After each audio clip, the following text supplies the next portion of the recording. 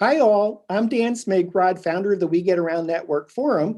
Today is Wednesday, November 18th, 2020, and you're watching WGAN-TV live at 5. We have an awesome show for you today. I have to read it. The title's so long we may not even be able to finish the entire show. Virtual Tour Superheroes at Your Service, How Business Communities Inspire Creativity to Mitigate Crisis. And here to talk to us about that is Kelley Anderson. Hey, Kelley. Hello, thank you for having me. Thanks for being on the show. Kelley is a Texas Tech University marketing PhD candidate.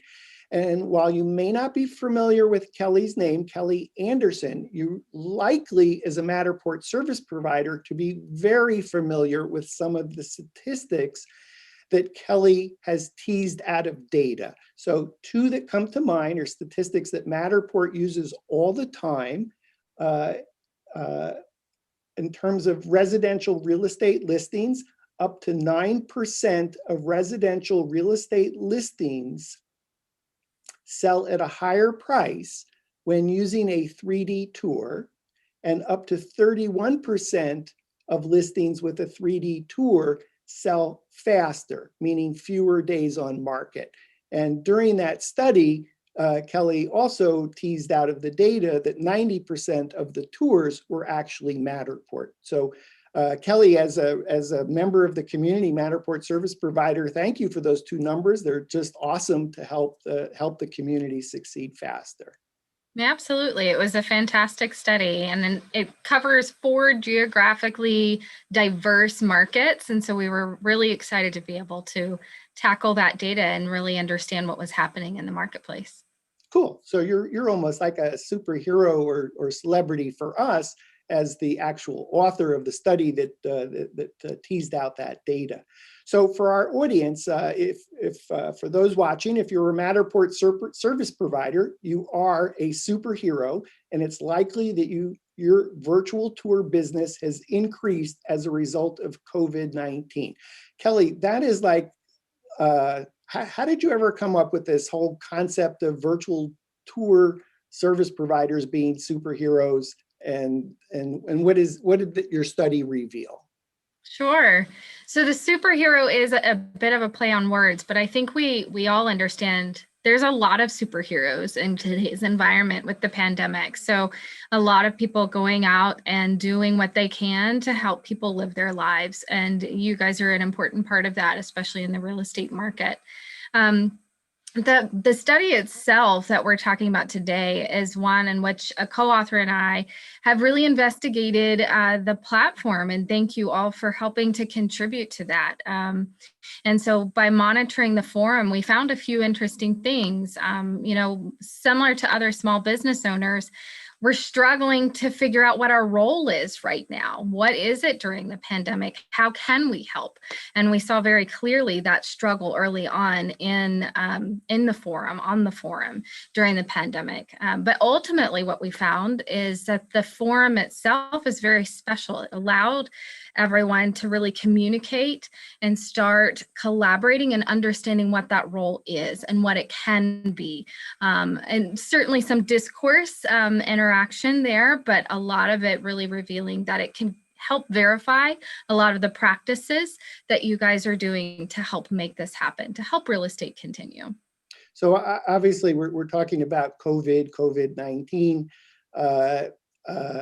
I think of superheroes really as the doctors, the nurses, the healthcare workers, the cashiers at grocery stores. Even today, Wednesday, November 18th, 2020, in the US alone, there's more than 250,000 deaths have taken place. I think we're talking about almost 12 million people infected.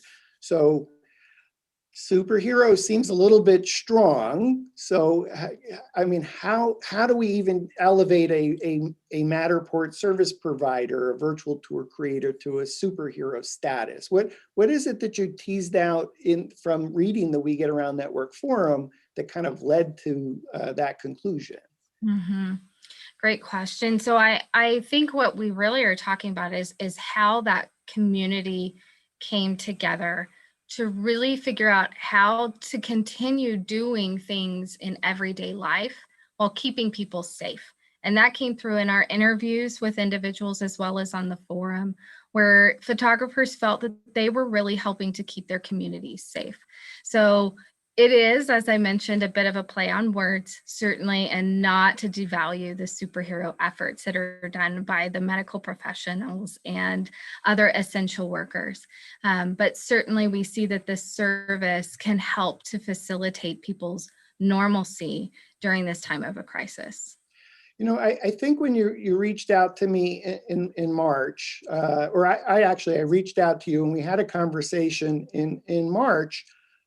I seem to recall that your initial reaction was there might be some concern about how service providers, virtual tour Matterport service providers, would do during a pandemic. And I suspect the results actually surprised you. Right. I think, when Ashley Haas, my co-author, and I started to talk about this project, there was a concern simply because small business owners, this is it's over half of the population in the United States are employed by small business owners, yet a lot of the statistics that were coming out show that many of these individuals don't have enough cash on hand to sustain their businesses. So small business owners specifically, which ends up being our research of topic that we're interested in, we were concerned about small business owners in general. With technology, there's a lot of potential opportunity. I think what we saw very early in March, though, was a concern because there's essentiality questions of, as a VR photographer, Matterport service provider, is my job, is my role essential or is it not? And that was not consistent, right? I know many of you communicated that. In some states, it was very clear, but in other states or areas of the world, it wasn't so clear as to whether that role was essential or not. So certainly, I think what we saw, though, to your point of being a little bit surprised, the community effort and really trying to evaluate what that role can be, it certainly is a surprise to see the significant propel of this technology in the real estate market. But it's something that was probably a pent-up demand. And then this unfortunate circumstance has shown what this kind of technology can provide for the everyday consumer. Mm-hmm.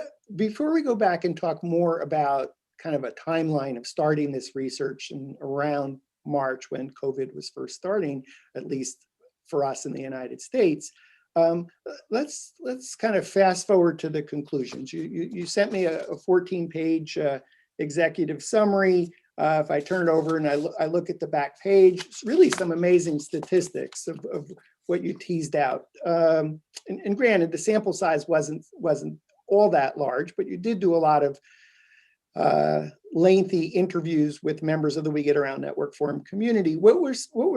Take us through the highlights? Yeah, absolutely. Yeah. So what we found really is that through this question of essentiality that we were just talking about, individual small business owners were turning to the community. And that's not surprising. Many people in that small sample study said that they really turned to the community because they feel like it really can help them and their businesses, and which is really important. And that ends up being something we tease out, that small business owners have a very unique identity comparative to a larger organization, right? Where you have to negotiate some of these things. Small business owners ultimately bring in their own personal values into their businesses. And that's something that really hasn't been discussed, at least from our standpoint. So that was a big key insight that emerged from that. But more importantly, how in turning to the community, that allows for some of that verification that, oh, I'm doing the right thing. This isn't, let me learn these, become more creative in my practices so that we can make this happen. We can maintain our productivity during this time of a crisis, and ultimately to be able to help others and help the larger community. But from the end result of what we're really trying to propose and recommend, for small businesses, even outside of, this community, we feel there's an opportunity. What you guys have is very special. The community itself is not something that's done in all industries. So the development of this community really helped to propel and sustain some of these businesses, if nothing else, from having some colleagues to talk about your business. So we recommend small business owners to really leverage some of this online space to build that community. And for communities themselves, you showed it within WGAN, but other communities may not have. And we have other research from other industries as well. It shows this is unique. Even small business communities that are existing maybe aren't talking about those creative practices. They're talking about the funding, of course, governmental assistance, which is absolutely pertinent and important right now, but that there might be a larger role for them. And then the third, of course, being policymakers. Unfortunately, one of the things we find in real estate is, I'll throw the word out, but understand it's not to demean any of our real superheroes out there, but you kind of end up being an unsung hero as a photographer. You go in there, you're kind of invisible, you do your thing, and you come out. And that ultimately came out in a lot of the guidance that came from the states and from different countries where you weren't clear where your role was. So we do feel there is an opportunity for policymakers to make sure individuals such as VR photographers and 3D tour photographers are recognized and understood in some of those policies. Mm-hmm. I think this is interesting kind of backstory, but I think, my key takeaway from your work,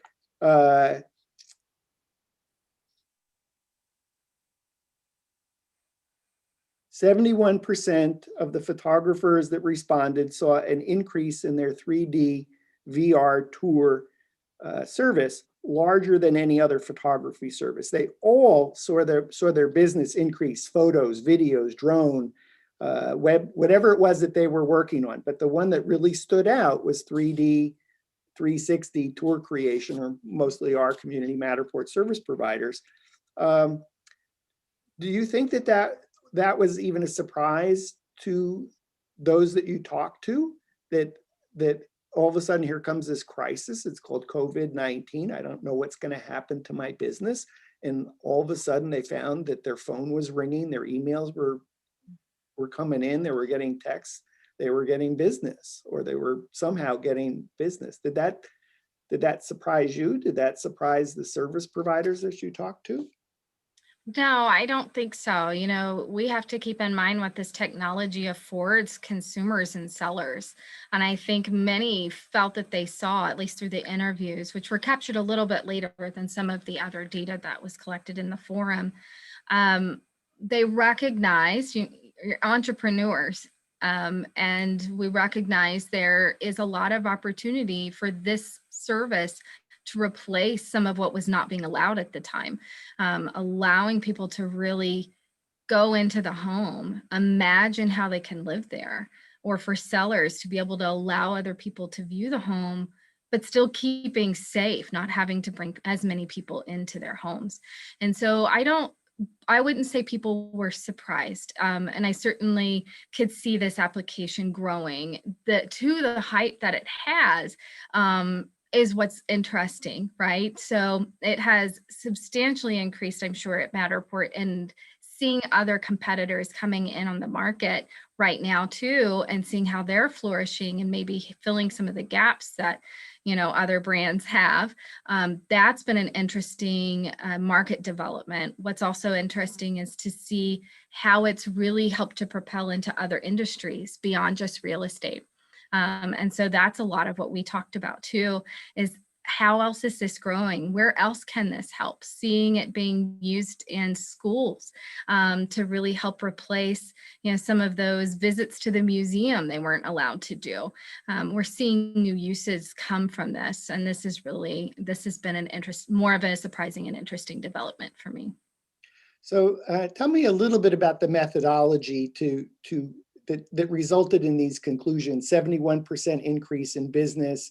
All service providers, it seemed like all their services increased, or I think 90% of virtual tour service providers indicated that they saw an increase in their business, most of that actually coming in the 3D 360. In fact, I'll mention for our viewers, if they'd like to get your 14-page executive summary, to go to the website wgan.info/hero, HERO, and you can get a copy of Kelley's executive summary. I seem to recall you read a lot of the We Get Around Network Forum. That's right. So, our methodology for the entire study is a little bit multifaceted. So certainly a lot of data pull reading along the way with you all as this conversation was unfolding over the months of the pandemic. So much of that was, as you kind of referred to, a content analysis of the We Get Around Network Forum. We had 8 interviews with different VR photographers within this network, as well as a couple of real estate agents that were also photographers. Spent a lot of time with you all. The interviews lasted on average over 80 minutes. Loved getting to understand the business and understanding their role currently. And the other part was the survey. And so I think many of us were hopeful we might see a larger sample size from this survey.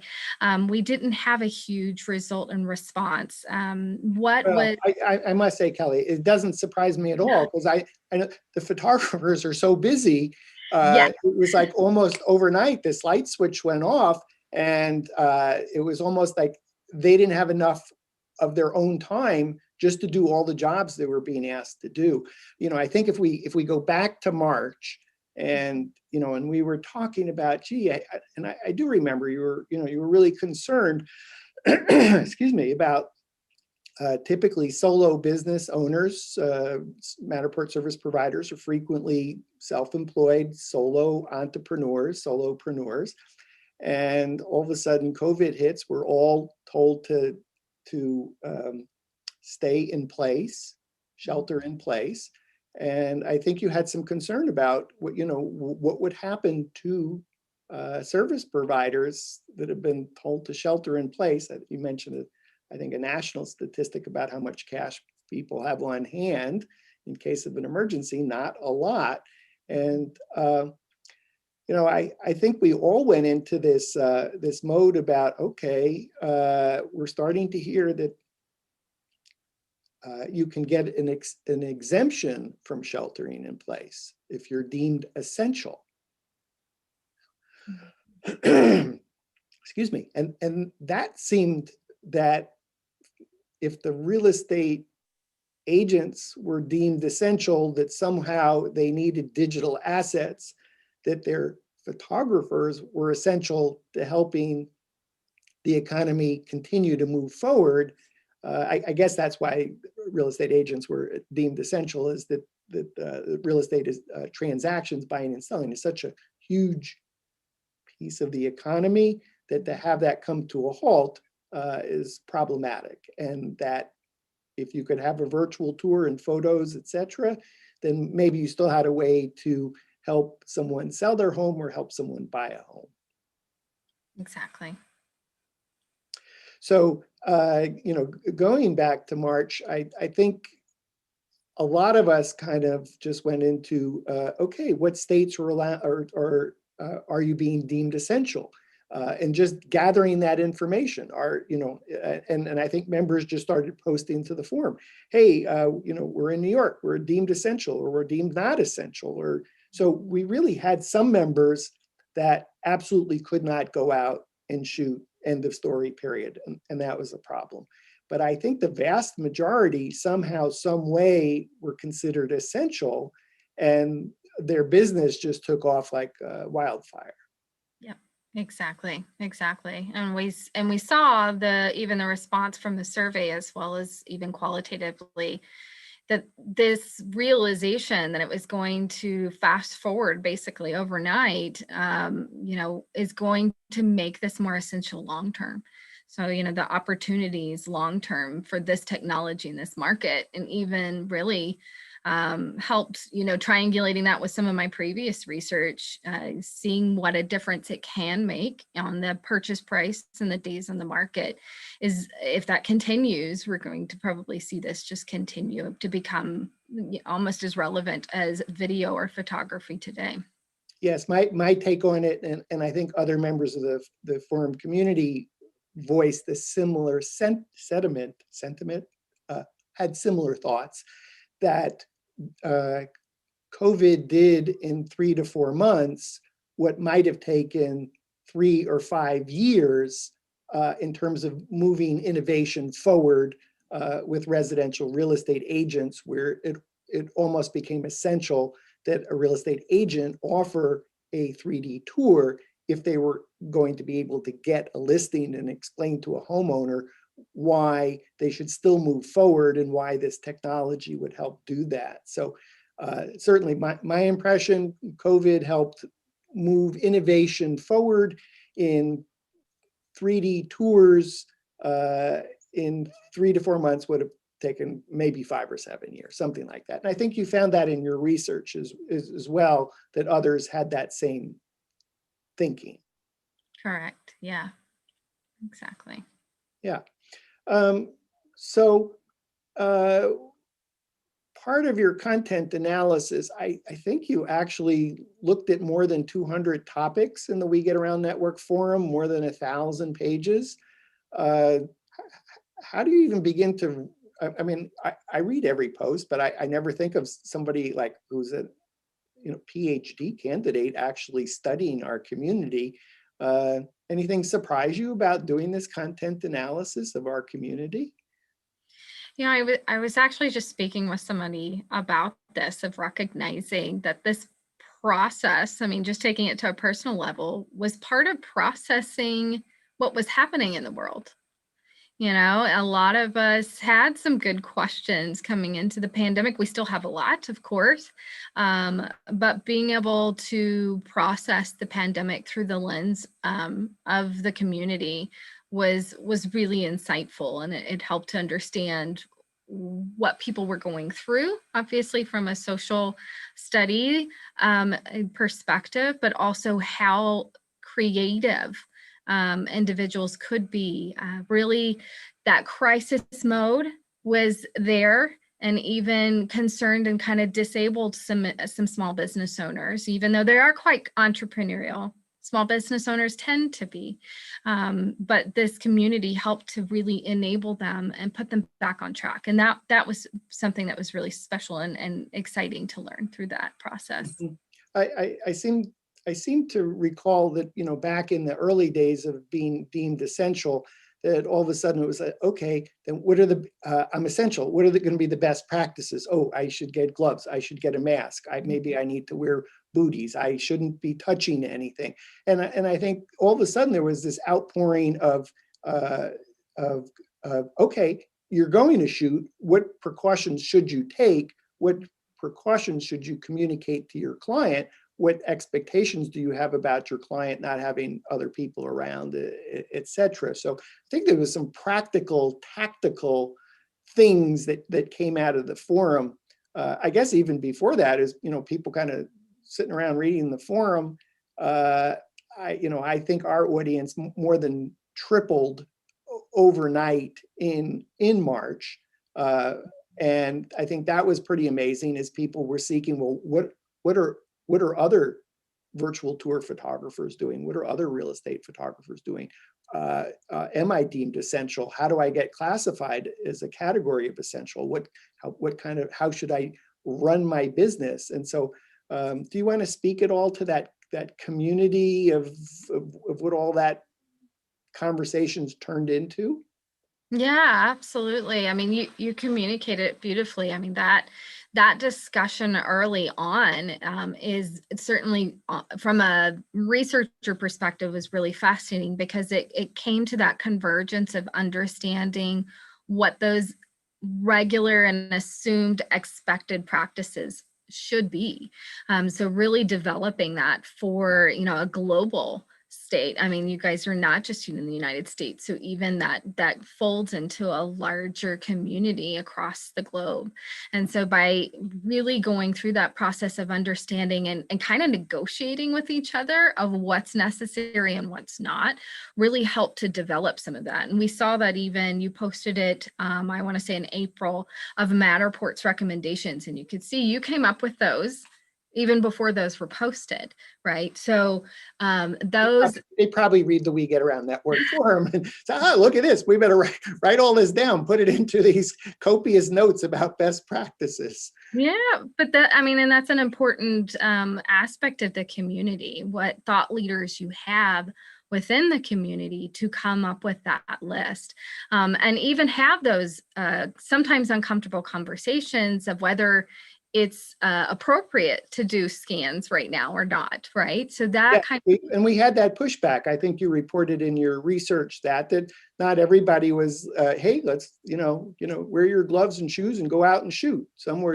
stay in place, shelter in place, shelter in place.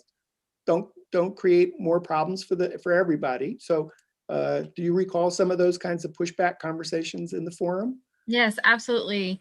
There is a good one that talks about stop scanning, stay home, right? And that's and some of the conversation there was even just personal stories about who they've potentially infected because of that, and that kind of in more informalized conversation and communication really created some education, I think, within the community as well about if you're going to continue, what is it you need to do? What precautions do you need to take? But obviously also trying to keep that in mind as you're developing some of these important new expectations within this environment. I don't know if you saw the show, but we did a kind of a town hall with a number of Matterport service providers. Was that part of your research or not? Did you happen to see that show?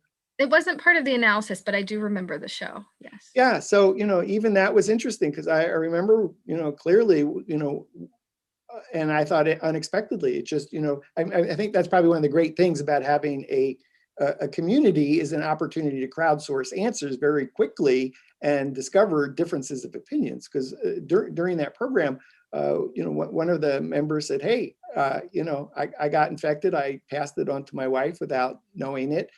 You don't want to do that. I'm in Europe. It's way more pervasive here in Europe, but it's going to come to the United States." And you really don't want to be in the position of going out, scanning, getting infected, and pass that on to your spouse or kids or friends, family, whatever. And it was like, wow, that was an interesting perspective. But I guess also I would imagine a lot of members of our community being self-employed, we're trying to balance this decision about, do I stay in the house and go bankrupt, or do I go out and take as good a care as I possibly can and earn a living? And then I think where this superhero kind of metaphor analogy turns into was, by just doing their job of creating virtual tours and photos and video and other digital assets to sell home, they essentially were helping power the economy. Exactly. I mean, and part of that policy implications that we're trying to communicate and dig into is really reflected of that as well. Understanding risks that are being taken because real estate is deemed essential, at least in most of the states, that ends up putting individuals in that position to take on that role in order to make that happen. And as far as the community being able to have those conversations where sometimes there is some pushback, I think is an important component, being able to have an open communication that really can discuss it. And I'm even seeing it today, right, where individuals have decided it's just too large of a risk for their health and their family's health, and they've decided to close businesses down. Individuals I interviewed, even some of them said, I just decided for the first month to not scan, to close that business. but as entrepreneurial as they are, maybe pivoting some of their businesses to going into website development, to doing other things to really help sustain their living during this time that was, at the time, we weren't sure how long that was going to last. Yeah, I think everyone needed to make individual choices. I know for me in Atlanta, it was really an amazing the number of emails or calls that we got from potential new customers. And hey, I'm sheltering in place. I'm happy to pass that on to another Matterport service provider, whether it's in Atlanta or across the country someplace else. But we really did have this dramatic influx. I want to say probably in April. I think in March, I think the entire United States, if not the world, or certainly in our community, was just trying to process, what does this mean for me? Where do I fit in? How am I going to make a living? Again, even today for November 18th here, I still don't go out. I shot one job, where I was totally assured that the space would have nobody in it. No one had been in it. It's a business. It's totally empty. It'll be pristine, and you don't need to touch a thing. It'll be perfectly staged. But otherwise, literally, I just kept referring those to other Matterport service providers that felt that they didn't need to shelter in place. So I think everybody made their own decision of to shoot, not to shoot, or to take on other kinds of work at this time. Are there any stories that come to mind, either from those interviews or in the forum, that was just they just kind of stick with you? Yeah, great. I'm reminded especially of a couple of individuals who started their businesses during this time that recognized the need. Maybe were in real estate beforehand, and decided to start their businesses. And you saw that influx even coming into WGAN, and some of those stories about the positivity and really the excitement for where they can see that this grows, and having that same positive thing that we found in the survey, that they anticipated this was going to be essential even post-COVID. So that encouragement and positivity there, it certainly sticks with me. Finding out, and this is more of a general conversation that I saw in multiple different places, but the marketing, the differences in need for marketing.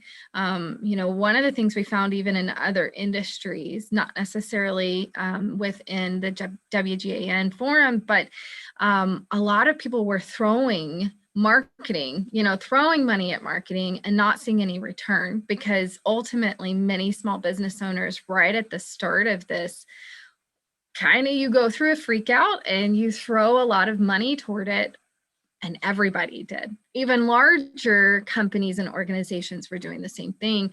So it ended up not being something that was beneficial for the business for that short term. And so there was a lot of recognition throughout industries of that process. In this community, I would say most people said, some of them increased it, but I found a lot of people who didn't, who said they turned their marketing off because there were so many people coming knocking on the door for this service that they didn't need it.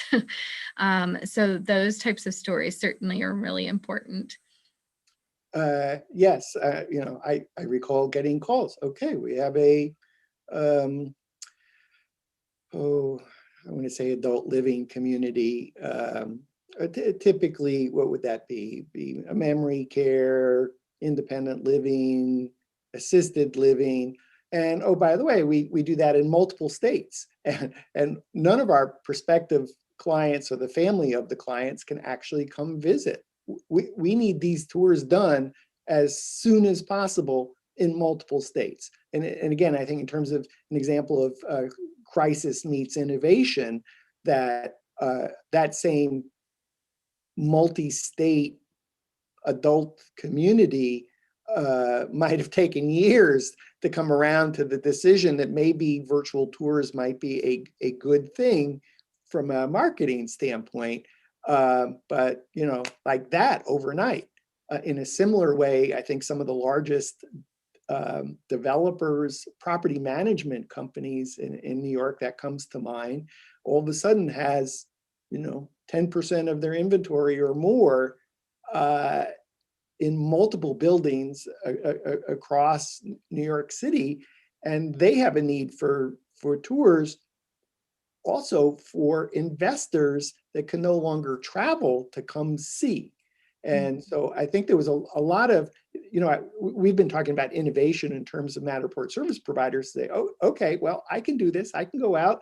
My phone's ringing. I can take this business. I just need to be really good about, you know, gloves, masks. What are the tools that I'm going to use to make sure? What are the processes and procedures? What's the CDC saying on this topic?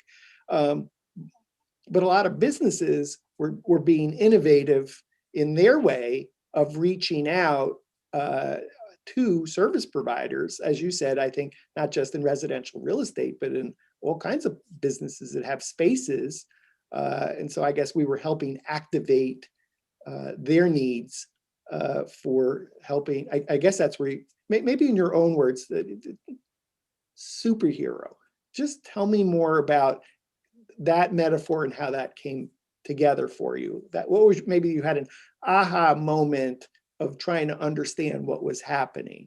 Yeah, it came from honestly a lot of late nights at a whiteboard, you know, drawing out, recognizing how people were moving. We had at one point a 2x2 we're still playing around with, where we recognize there are individuals who were forced to be superheroes, right? We're talking about the medical workers. We're talking about the frontline service providers at grocery stores and at restaurants, forced superheroes versus recognizing that others were forced to stay home, but how are they actually going to be inventive and innovative on their own to really being able to propel and help others during this time? And I think a lot of people were at that mindset of trying to figure out, how can we help others? How can we keep our community safe, but help others? And, you know, those are the individuals usually propelled with technology that move into that, not a forced superhero, but a self-determined superhero activity.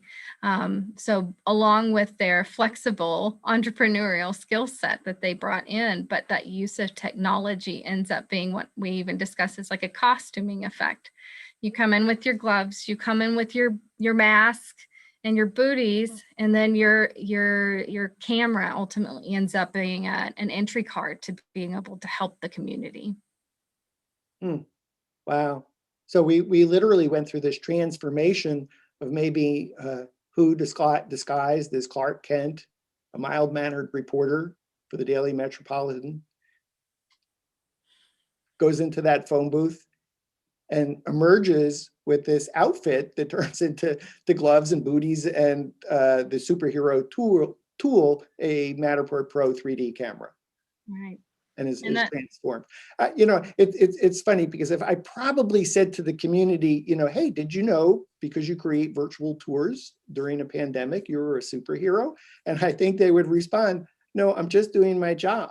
This is what I do. I create digital assets to help residential real estate agents and other businesses succeed faster by providing a way for people to tour a residential listing in the only way that they can during a pandemic.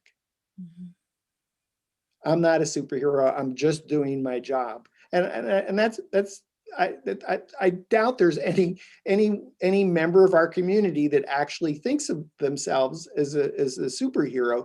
Yet by providing this service, are propelling an economic engine for the country and actually with our community throughout the world, by helping facilitate business transactions. that's right. And, you know, real estate is a large portion of the economy, so we have to keep that in mind. I mean, it's significant. So the loss of that, certainly it hits the economy, but more than that, it hits, you know, everyone is moved into a place at this time where nothing is normal. So being able to provide some normalcy to allow people to even buy or sell homes when they need to ends up being a new act that really kind of drove us to that. And again, intended to be metaphorical in this analysis, but it's a service that ends up being really a pertinent one in this real estate context, but also we're seeing it starting to flourish in other industries too. Yes, again, innovation in an unexpected way. I would say all our forum members would probably say, well, 24/7 open house tour, every real estate agent should be doing this. But from a practical standpoint, that hasn't been the case. And all of a sudden, COVID-19, a pandemic, is actually lit a fire under people to force them to innovate for them to stay in business. So when you think about residential real estate agents, 100%, near 100% self-employed. So they have to be innovative, and even if the last thing that they ever wanted to do was use new technology because they're technology phobic, they really didn't have a choice. They really had to embrace the technology if they were going to succeed, and then logically reach out. And I suspect our community would say, our conversations never went faster of going from I need a tour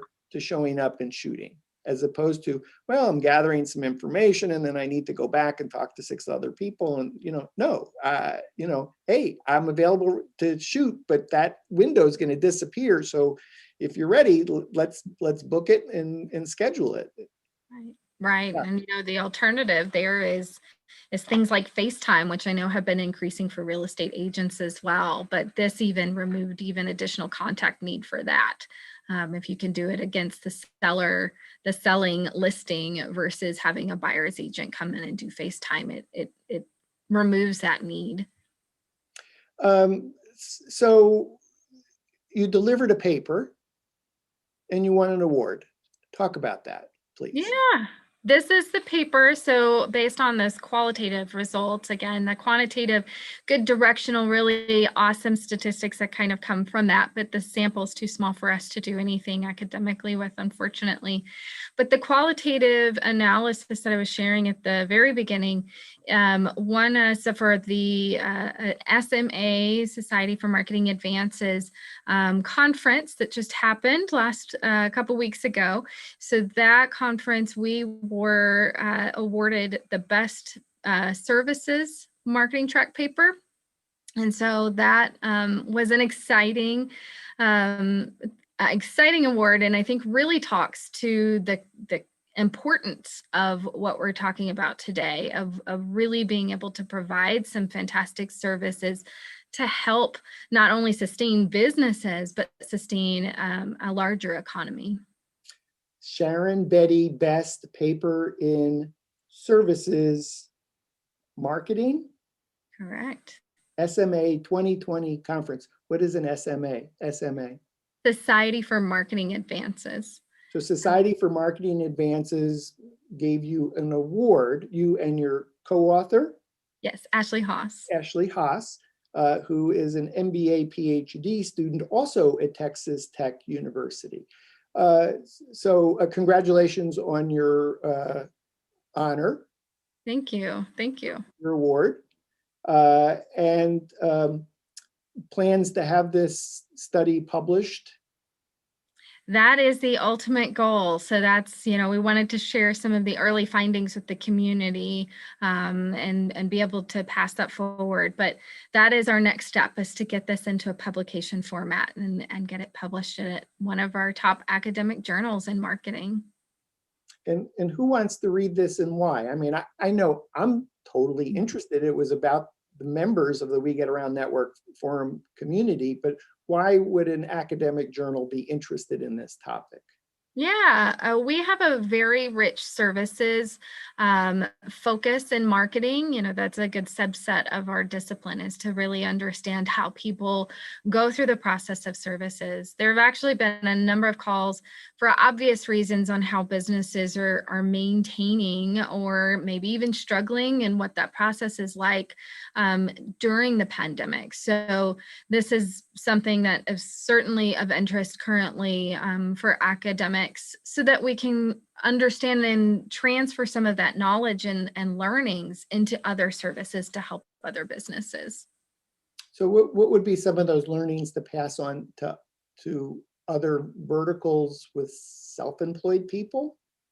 Right. I think the big one is really understanding that benefit of an online community that's really business facing. We've done a lot of research in academia about consumers' communities and how that can help with their identity, how that can help with really understanding who they are and understanding their relationships to brands. This is unique. No one has really even talked about business facing communities, forums for business owners.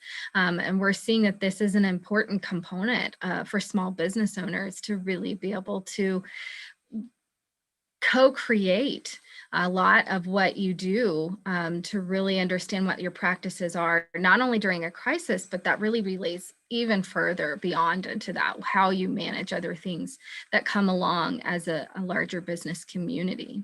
Especially technology-driven communities, that's important. But I think it really does go into other business communities too. That's pretty crazy. I just, take it for granted. Well, we run a forum, and, I'm looking at the front page. We Get Around Network Forum, WGANForum.com, 77,000 posts among 12,500 topics.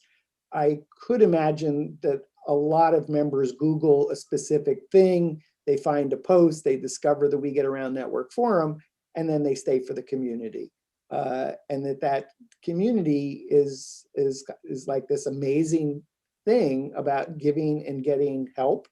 And it is remarkable that somehow, some way, we are a community, even though it's virtual. And some of us have been lucky enough to meet up in person at trade shows, conferences. I always find that fascinating, and I try my best anytime I'm traveling, which hasn't been for a year, to say, hey, We Get Around Network Forum meetup in Tokyo at the Google Street View Summit, in San Francisco at whatever conference. And I always find that fun, getting together with members. But I've never really thought about like an academic PhD candidate, studying our community as maybe this, what would you call that? Sociology to some extent. I guess maybe mostly marketing, but it is like somehow, some way we've come together as a community and faced the crisis together, and maybe came out better individually as our own businesses, because we had other people to learn, well, what are you doing, and what are you facing, and what kind of problems, and then how are you overcoming that, but what about this, and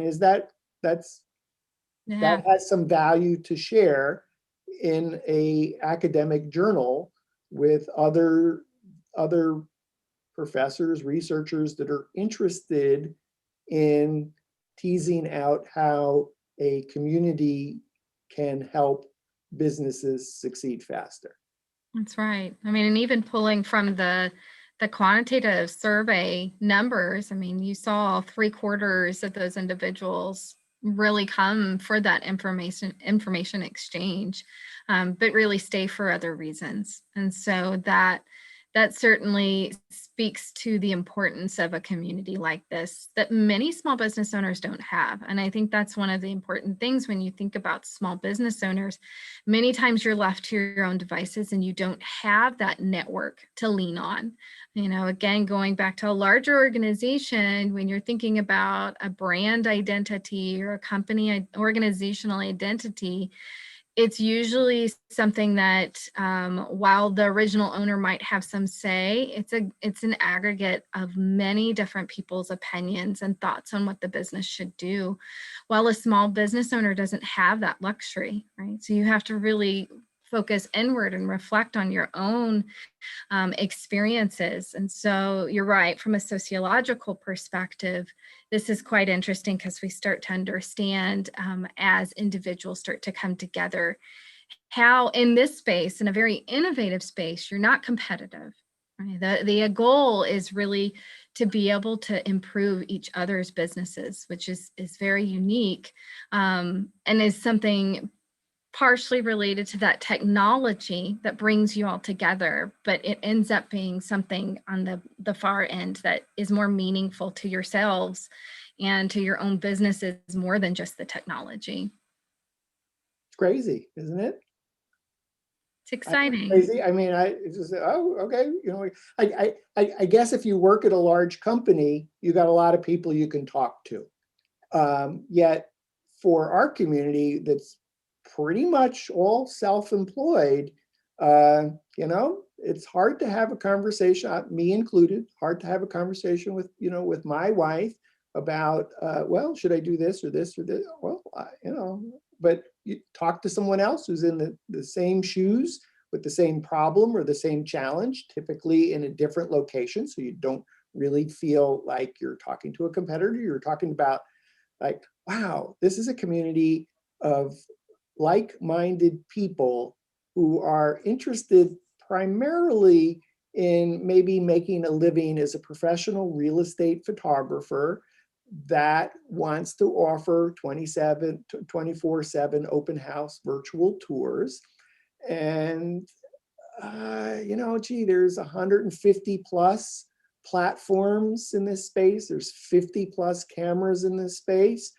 Maybe I've come to the forum because I've found Matterport, but I'm interested in other things too. And what do people who don't have a vested interest have to say about one thing or the other? And then I think probably where your research, you know, gelled was, okay, let's just focus on COVID-19 meets virtual tour photographers, and what does that impact been? And I think I guess it's just fascinating to have, you know, to have you study the community and then actually recognize that the community does have a lot of value, and we may be a little bit unique that other verticals don't have a community like this. Correct. Yeah. And, you know, I think the benefit of having this be an innovative technology has allowed the community to grow and to be able to lean on without having that fear of competition. So that's an important component. You know, as far as making that recommendation, you know, it's certainly, we see local businesses have their communities, not usually online, but in this instance, during COVID, this online community became even more important than even some of those local Better Business communities.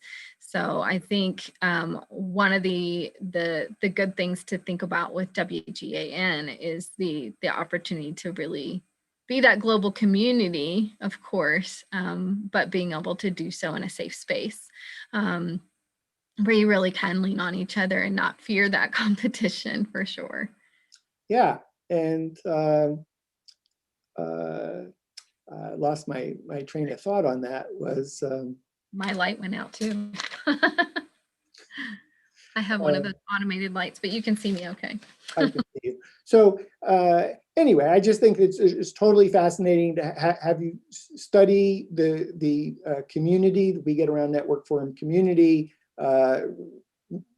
detailed reading of 200 plus topics, more than 1,000 individual posts in the community to come to some conclusions that turned into this, you know, virtual tour superheroes